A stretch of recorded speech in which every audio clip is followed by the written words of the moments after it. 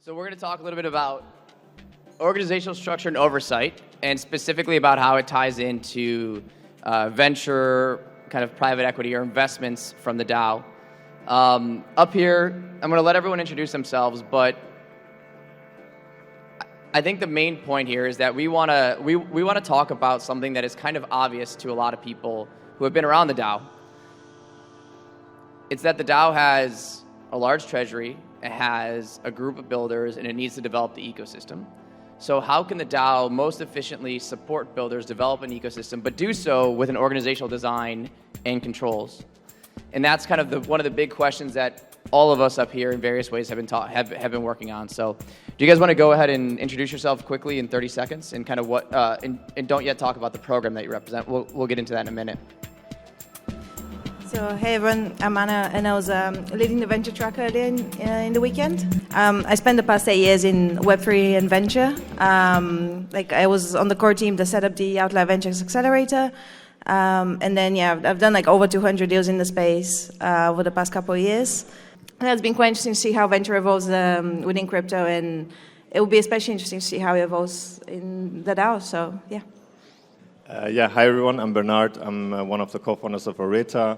We are a crypto-native investment banking firm, so predominantly focus on M&A transactions and larger financial transactions in the crypto space.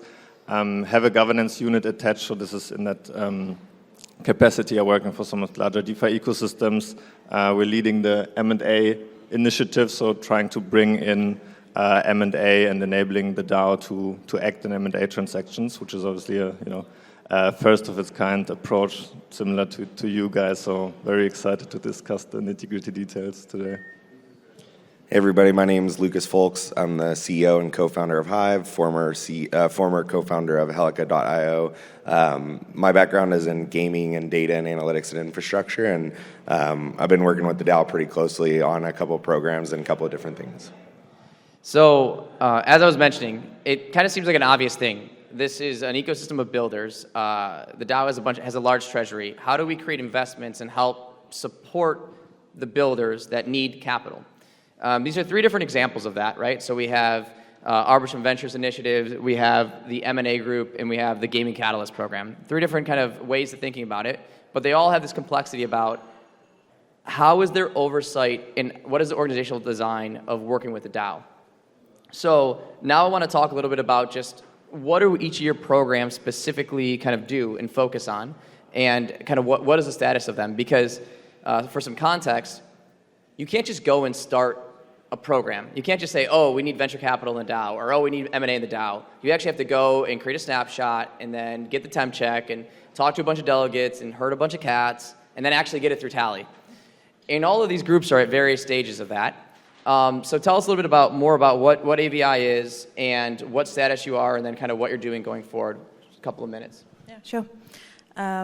So essentially, how AVI came up has been, it came out of GovHack Denver, where there was a really big conversation around how different venture initiatives start working with Arbitrum, and most importantly, how they start working with a DAO. And then over the past 3 months, we saw there has been over 350 million in proposals that have been put forward to the DAO in relation to different private market initiatives. So what we end up doing with the Arbitrum Venture initiatives is we said okay, let's have a look if there's a structure that supports these things, and it turns out there wasn't one. So we started working on organizational design, and that's something that it's been evolving in the past 4 to 5 months, a bit more rapidly in the past 2 months. And then during this current GovHack, we have teamed up with the guys at Elixir, because we have some very complementary approaches to the same problem. And we've developed a bit of a solution that we're hoping to put forward to the DAO and the forum for feedback and criticism, and hopefully snapshot quite soon. So. And now if you can tell us a little bit about M&A and how that's been tying in. Yeah, funnily enough, M&A also emerged out of GovHack Denver, so seemed to have been a fruitful GovHack last time. So hopefully we'll see similar things arising this time.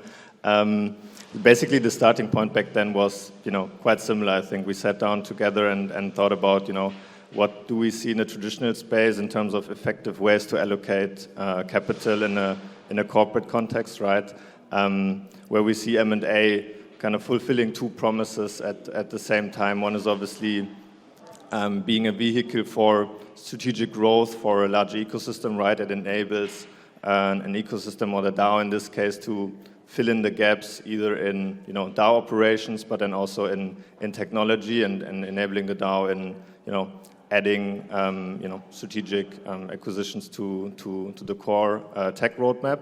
And then secondly, and this is I think similar to venture and also GCP, is that it's part of a illiquid investment strategy for the treasury overall, right? You can deploy your treasury in liquid assets, but then also illiquid assets come with a different risk-reward profile that should be part of any larger comprehensive treasury strategy as we see in the traditional context.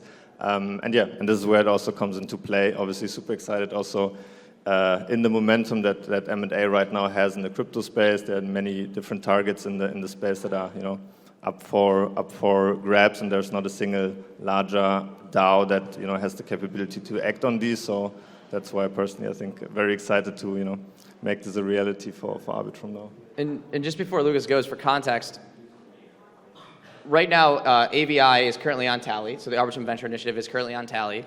M&A is went through Tally. They're doing their pilot phase and kind of explaining to the DAO a lot of their findings so far. And the Gaming Catalyst program has now gone through Tally, and it's the setting up and all the fun details that come with it. So what's interesting about all three of these is that even though you have to go through Tally and you have to go through and you have to go through Questbook, there's still a lot of underlying fundamental questions that have to be resolved and answers that we have to get from the DAO. Things like, what does an entity look like? Where do the funds come from? What sort of organization design do we need from the DAO, and how much accountability and things have to get designed from the DAO? A lot of times people will come to people in the DAO and say, well, why doesn't this exist? And the answer is because either A, we haven't had the time, or B, haven't got there yet. Give us a little bit.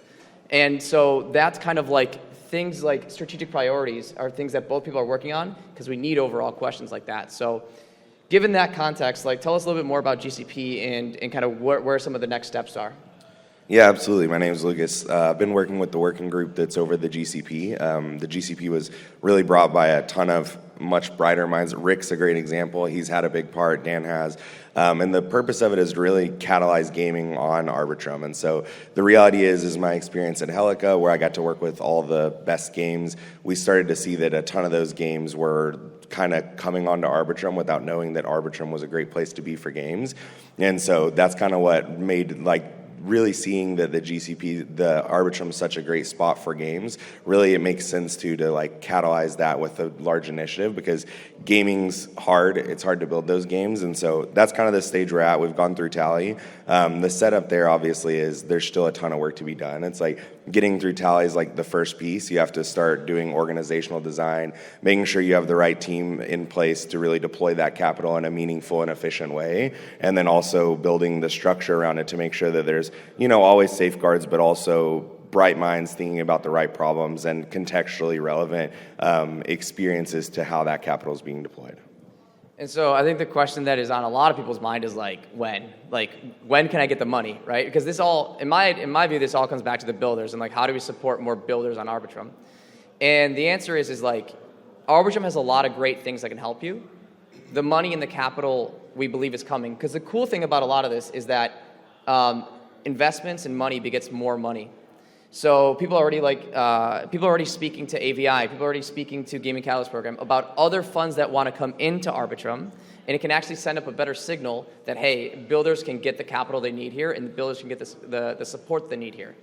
But now, one of the most interesting questions is, you guys all have experience in M&A, VC, just in Web 2 and Web 3, but now let's talk about the complexity of adding it into the context of the DAO.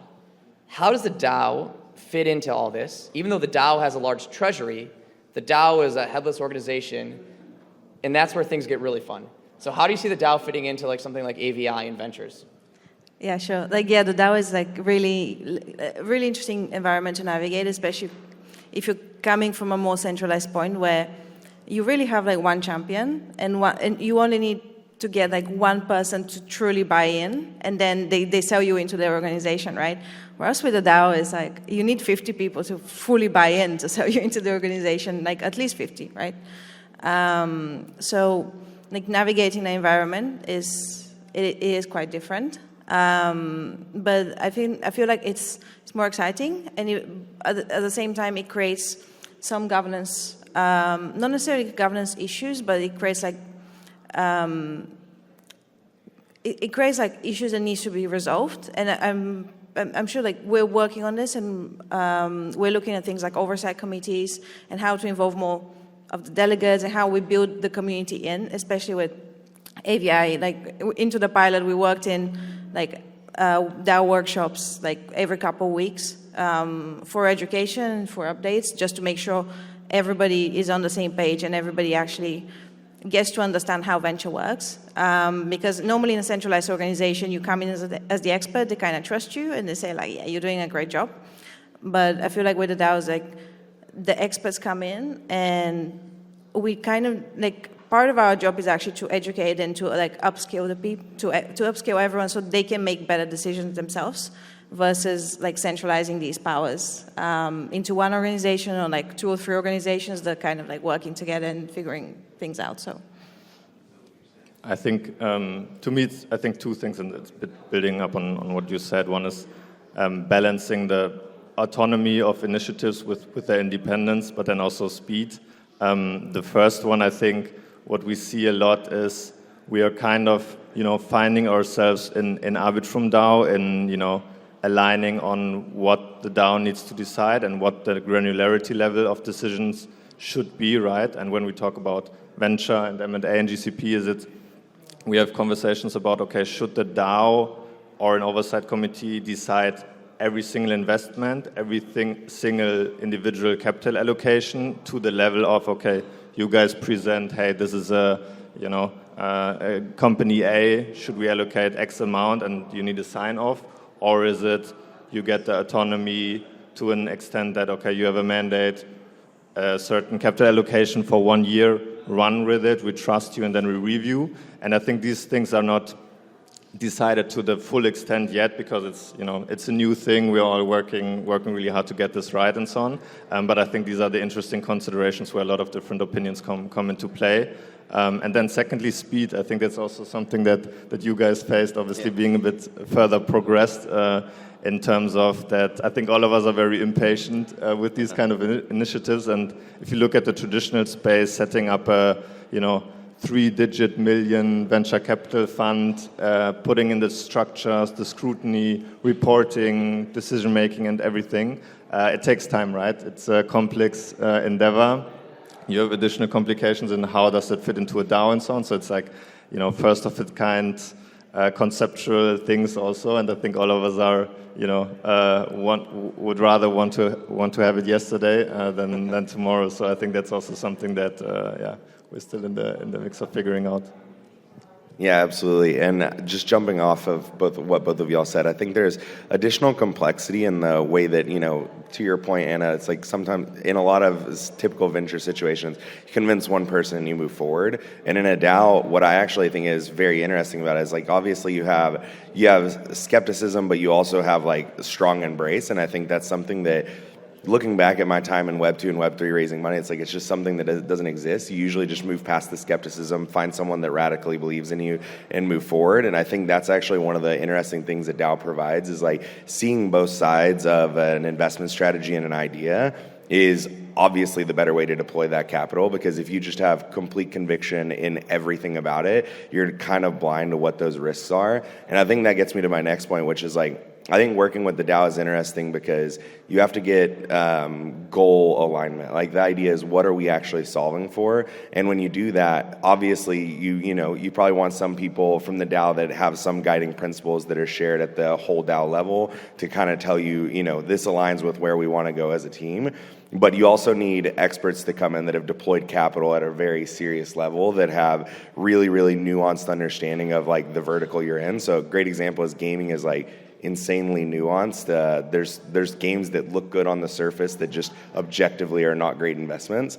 And I think that's one thing that we're kind of working through that I think is very interesting, this hybrid model of like, what does it look like to have some autonomy and make sure that we're making the right investments with the expertise, but also making sure there's like goal alignment with the broader DAO and everything's aligned there. So yeah, I think those are the big quirks here. And I think one thing that's super interesting to your point is, yes, we do want it yesterday, but it turns out you have to set up serious entities and controls and systems to manage the kind of money that the GCP is deploying, and as well as you guys as well. So in terms of like, just because we only have 4 more minutes left, what can the people do today if they want to help or they want to get funds from the DAO or they're a builder or they're interested in VC or anything?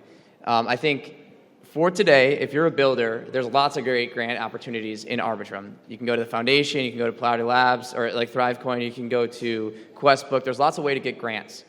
If you're looking for funding, then obviously if you're interested in the Gaming Catalyst program, you can go to them, and they're starting to not yet deploy, but they're setting up the systems to hopefully deploying more by Q3, Q4, hopefully, who knows. If you're interested in M&A, they have a bunch of great kind of bi-weekly calls explaining to the DAO how everything's going on, and Bernard's done a phenomenal job of like integrating and educating the DAO. And if you're interested in venture, if you're interested in like providing funds into companies in Arbitrum, well, come talk to me and I'll help you out. But if you're interested in like how we're setting up the VC in the venture area, come talk to AVI. There will be more kind of conversations and more education around that in the DAO.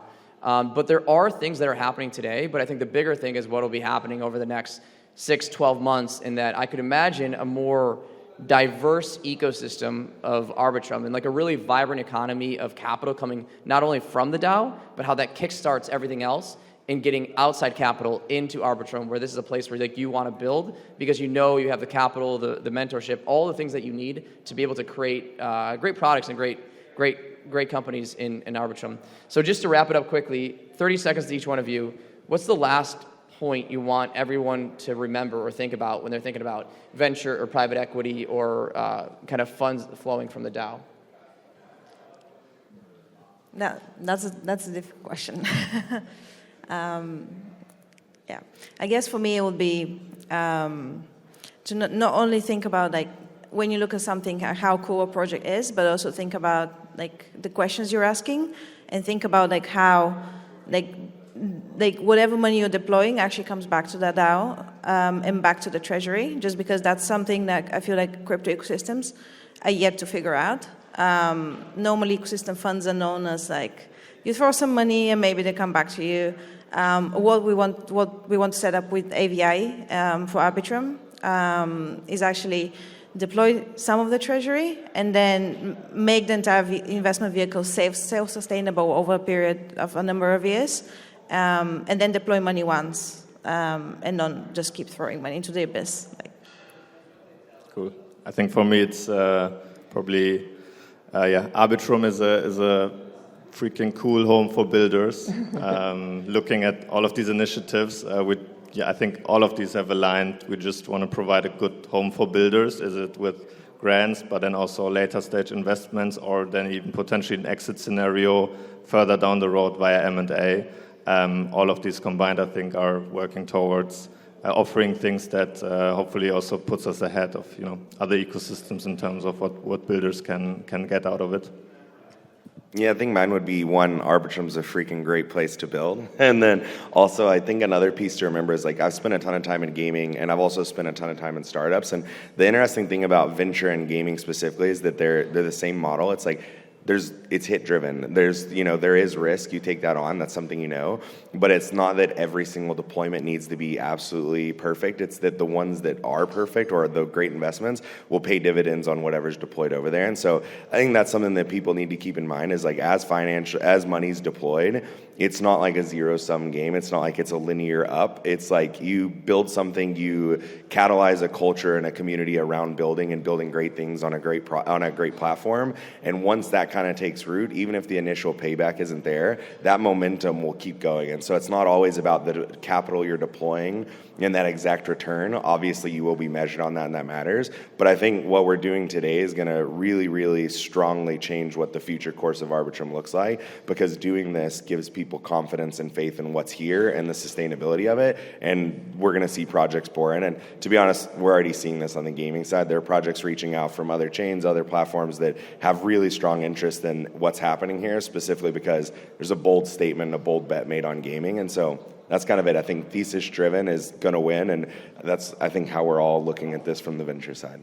I guess that's the end of it. So this is venture venture and organizational design in the DAO, but the underlying point is Arbitrum is a freaking great place to build. All right. To quote Bernard.